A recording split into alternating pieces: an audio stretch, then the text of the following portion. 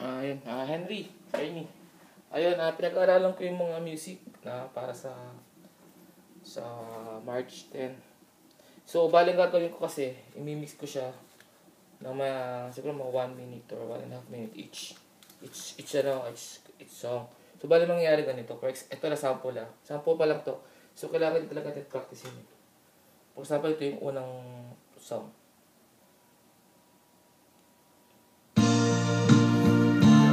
Ayan, diba? Yan. Mimix ko siya kasi live eh. Dahil mimix ko sa kanya eh.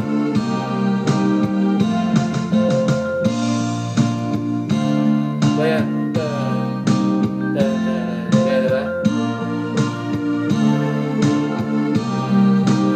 For example, naka 1.5 minute na tayo. Siguro parte dito na siguro mga 30 seconds pa lang ito eh, 30 seconds. I-fade ko yan eh. Pagkatapos ng vocals, mag-focus, tapos mapasok ko na eh.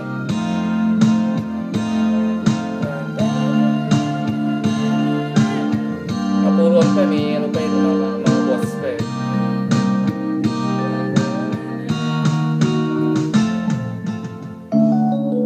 Doon, sabay pasok ng gano'n.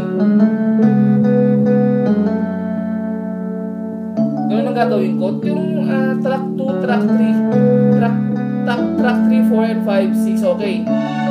Pero yung track 2 kasi nakamix eh. May nag-mix, yung gumawa ng CD, ipinatong niya yung susunod. So walang gap. So kailangan ko bawat isa may gap eh. Ito meron eh, itong santo eh.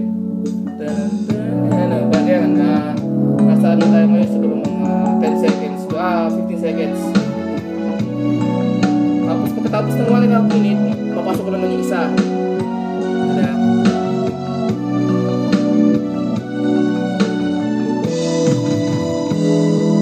Example yan, may mga focus pa yun, kung kumakanta pa rin yan, di ba?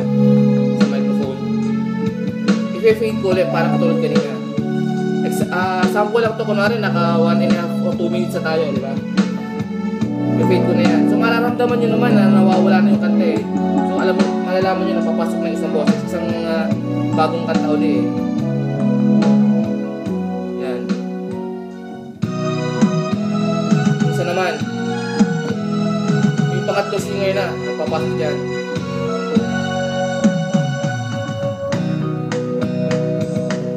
Kailangan na practice din natin eh.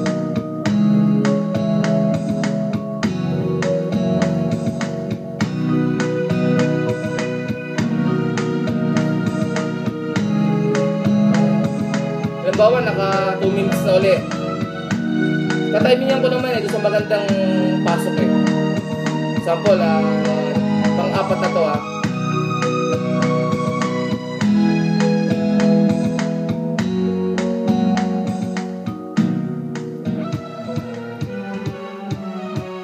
Ito naman yung isa. Rock ba lang?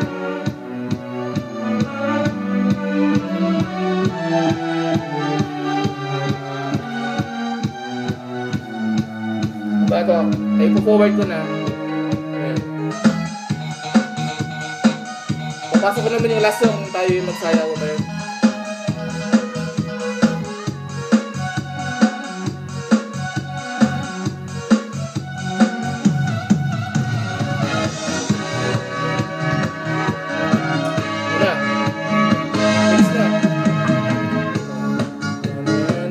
So gagawin ko bale live mixing eh.